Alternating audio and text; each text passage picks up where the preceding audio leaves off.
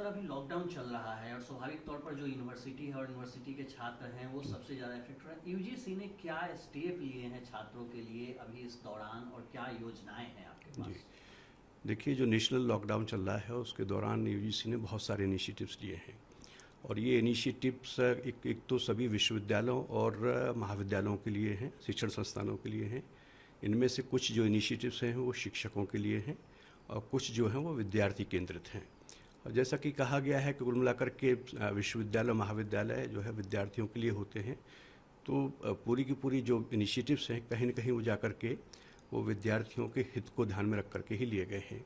जैसे मैं बताऊं कि सबसे पहला तो ये है कि इस दौरान विद्यार्थी और शिक्षक करें क्या। तो इसलिए सबसे पहले तो हमने एक एडवाइजरी जारी की और जिसमें कि हमारे एमएचआरडी के और यूजीसी के जितने ई इनिशिएटिव्स हैं, ऑनलाइन लर्निंग के कंटेंट्स हैं, उसके बारे में उनको जानकारी दी गई कि ये एमएचआरडी के द्वारा और यूजीसी और इसकी जो दूसरी संस्थाएं हैं, चाहे वो सीईसी हो चाहे वो इन्फ्लिमनेट हो, इनके द्वारा क्या क्या किया जा रहा है और ये सब उसके लिंक्स हैं जिसमें कि विद्यार्थी और शिक्षक देख सकते हैं। दूसरा हमने ये कोशिश की कि हमारे शिक्षक लोग इस दौरान क्या करें। तो उनको सलाह दी गई कि जो भी ऑनलाइन कंटेंट इसके आधार पर वो विद्यार्थियों तक पहुंचा सकते हैं वो पहुंचाने की कोशिश करें, ऑनलाइन क्लासेस वो लेने की कोशिश करें। और मुझे खुशी है कि बहुत से विश्वविद्यालयों ने इसमें बहुत त्वरित गति से कार्रवाई की और बहुत बहुत कुछ हमें देखने को मिला।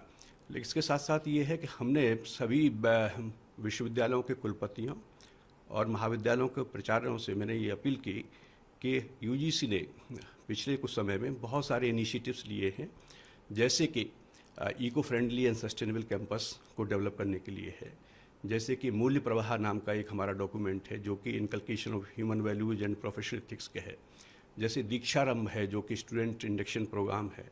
इसके साथ साथ एक गुरुदक्षता हमारा डॉक्यूमेंट है, कार्यक्रम है जो कि फैकल्टी इंडक्शन प्रोग्राम है। ये सब विकसित किए हुए तो उनको हमने सलाह दी कि इनके आधार पर ये सभी डॉक्यूमेंट्स हमारे उपलब्ध हैं हमारी वेबसाइट्स के ऊपर। इसको देखते हुए एक इंस्टीट्यूशनल इम्प्लीमेंटेशन प्लान वो अपने शिक्षकों से बनवाएं और अलग अलग विषय के लिए, अलग अलग डॉक्यूमेंट के लिए, अलग अलग इनिशिएटिव के लिए। और ये मैं बता दूं कि ये हमारे सब क्वालिटी मैंडेट, यूजीसी जो क्वालिटी मैंडेट है उसका हिस्सा है। तो उसके लिए टास्क फोर्स बनाएं और वो 5 से 10 शिक्षकों को उसमें इन्वॉल्व करें और उसके आधार पर महाविद्यालय के स्तर पर, विश्वविद्यालय के स्तर पर क्या किया जा सकता है वो इंस्टीट्यूशनल प्लान डेवलप करें। और इसके अलावा प्रोफेसर साहब मेरा सवाल ये है कि आप जो बैठे स्टूडेंट अपने यूनिवर्सिटी नहीं जा रहे हैं, टीचर्स वहाँ पे नहीं है, तो जो उनका एजुकेशन है जाहिर तौर पे इफेक्ट हो रहा है, उसके लिए आपने तत्कालिक तौर पे कौन से स्टेप लिए हैं, क्या निर्देश दिया है? हाँ, देखिए जो मुख्य बात है वो ये है कि विद्यार्थी इंगेज्ड रहे, विद्यार्थी इंगेज्ड रहें। तो इसके लिए जो भी ई कंटेंट है, जो ऑनलाइन तरीके से जो भी एजुकेशन हो सकती है उसकी व्यवस्था विश्वविद्यालय करें। और उसके बहुत सारे रिसोर्सेज हैं जो कि उपलब्ध हैं। विश्वविद्यालयों ने अपने स्तर पर भी बहुत सारी कार्रवाई की है, एमएचआरडी के द्वारा, यूजीसी के द्वारा, इन्फ्लिमनेट के द्वारा, सीईसी के द्वारा, इग्नू के द्वारा बहुत सारे ई कंटेंट्स डेवलप किए गए हैं। स्वयं प्रवाह, ई पीजी पाठशाला, मूक्स, ये सब चीज़ें हैं जो कि उपलब्ध हैं ऑलरेडी, तो इसका लाभ ले सकते हैं। एक और चिंता जो विद्यार्थियों से संबंधित है मैं उसका जिक्र करना चाहूँगा कि विद्यार्थियों को चिंता है अपनी परीक्षाओं के बारे में कि लॉकडाउन के पश्चात क्या होगा, उनकी परीक्षाओं की स्थिति क्या बनेगी, भविष्य में जो है आगे जो प्रवेश उनको लेना है उससे संबंधित उनकी चिंता है कि कैसे प्रवेश उनके आगे हो पाएंगे। तो इस सब को ध्यान में रखते हुए हमने एक विशेषज्ञों की कमेटी गठित की है जो कि एग्जामिनेशन और एकेडमिक कैलेंडर के विषय को देख रही है कि किस तरह से इस बदले हुए परिदृश्य में विद्यार्थियों के हित को ध्यान में रखते हुए क्या संभव हो सकता है, उसकी सलाह ये कमेटी हमको दे और जो कि एक गाइडलाइंस के रूप में हम सभी विश्वविद्यालयों को भेजेंगे, क्योंकि विश्वविद्यालय एक स्वायत्तशासी संस्था है और दूसरा ये है कि ये बहुत बड़ा देश है, बहुत डाइवर्स कंट्री है और इसलिए हर स्थान की अपनी परिस्थितियां हैं, राज्य की अपनी परिस्थितियां हैं, क्षेत्रों की अपनी परिस्थितियां, विश्वविद्यालयों की अपनी परिस्थितियां हैं। तो उसको ध्यान में रखती है कि ब्रॉडर गाइडलाइंस हम देंगे एकेडमिक कैलेंडर के बारे में, जिसके आधार पर कि वो परीक्षाएं ले सकते हैं। जो विश्वविद्यालय जहाँ जहाँ संभव है वो ऑनलाइन परीक्षाओं के बारे में भी सोच सकते हैं, कुछ और तरीके ईजाद कर सकते हैं। मुझे खुशी है कि बहुत से विश्वविद्यालय इस दिशा में कार्य भी करना शुरू कर दिए हैं और कुछ रिस्पॉन्सेज भी हमको आ रहे हैं। तो कमेटी जो आपने सेटअप किया है इसको कितने दिनों में, और उसके आधार पर कुछ निर्णय लेकर के, जो एक प्रक्रिया है निर्णय की, वो लेकर के हम मंत्रालय की सहमति के पश्चात उसको सभी विश्वविद्यालयों को उपलब्ध कराएंगे। इसके अतिरिक्त एक और हमने समिति बनाई है और वो है प्रमोशन ऑफ ऑनलाइन, क्योंकि हम देख रहे हैं कि ये जो समय है और इसके पश्चात भी बहुत आवश्यक है। एक तो हमारा ग्रॉस एनरोलमेंट रेशियो बढ़ाने के लिए हायर एजुकेशन में, और उसके अलावा इन सभी स्थितियों को ध्यान में रखते हुए जो कि कोविड-19 पैंडेमिक से उपजी है, तो ऑनलाइन कंटेंट्स हमारा ज़्यादा हो, तो एक कमेटी हमने उसके लिए भी बनाई है। वो हमें सुझाव देगी कि कैसे ऑनलाइन एजुकेशन को और अधिक बढ़ावा दिया जा सके। इसके अतिरिक्त हमने ये भी कोशिश की है कि हमारे विद्यार्थियों का मनोबल बढ़ा रहे, हमारे विद्यार्थियों का जो मेंटल हेल्थ है और जो इमोशनल वेलबींग है वो भी अच्छी बनी रहे। तो उसके लिए भी हम लोगों ने एडवाइजरीज विश्वविद्यालयों को जारी की है और उनसे कहा है कि स्टूडेंट हेल्पलाइन वो लोग डेवलप करें, एक्सपर्ट्स की सुविधा भी उपलब्ध कराएं विद्यार्थियों के लिए। तो एक मानसिक रूप से स्वस्थ रहें, शारीरिक रूप से विद्यार्थी स्वस्थ रहें, इसकी भी चिंता हमारे विश्वविद्यालय अनुदान आयोग के द्वारा MHRD के सानिध्य में की गई है।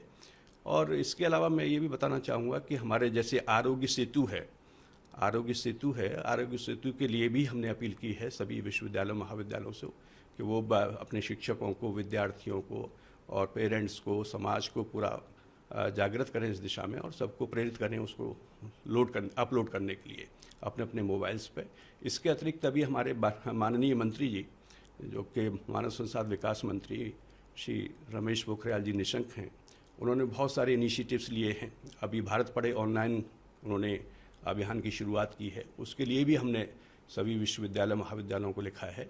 तो UGC पूरी अपनी जिम्मेदारी को समझते हुए अपने शिक्षकों के लिए, अपने विद्यार्थियों के लिए, अपनी शिक्षण संस्थाओं के लिए जो भी इस समय तात्कालिक रूप से और आगे दीर्घकालिक रूप से आवश्यक है वह करने की दिशा में तत्पर है। और इसके अतिरिक्त भी जहाँ से भी, जिस विश्वविद्यालय से, महाविद्यालय से या शिक्षकों से, विद्यार्थियों से जहाँ भी आवश्यक कुछ मार्गदर्शन की अपेक्षा की जाती है वह हम त्वरित प्रदान करने की कोशिश करते हैं।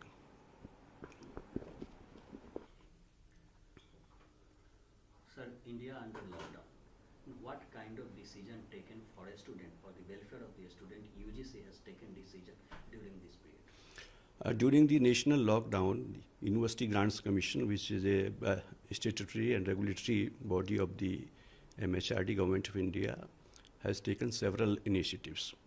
Some of the initiatives are related with the education system as a whole for the universities and colleges. Some are focused on the faculty and some are related to the students particularly.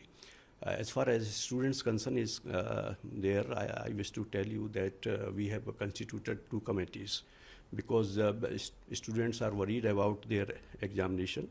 Students are also worried about their future prospects, their admissions in higher classes. So one committee we have constituted is related to examination and academic calendar. Because under this lockdown situation, they have how the prescribed syllabus can be completed, what type of examination system would be there, and in the interest of the students, what steps universities will take. So that committee is looking after the various aspects which are related to the examination and the academic calendar. On the basis of the recommendations of that committee, which we are going to receive in the next week, we will have some guidelines for all the universities. And then, because the universities are autonomous bodies, there are certain things which are mandatory for each and every university, which we prescribe under the regulations, and there are certain things which are of advisory nature. So, but in the interest of the students, I feel that whatever guidelines we will prescribe to the universities, they will follow it. Another committee which is again very important, which is related to the students and teachers and the education system as a whole, is to promote online education, which is the need of the hour.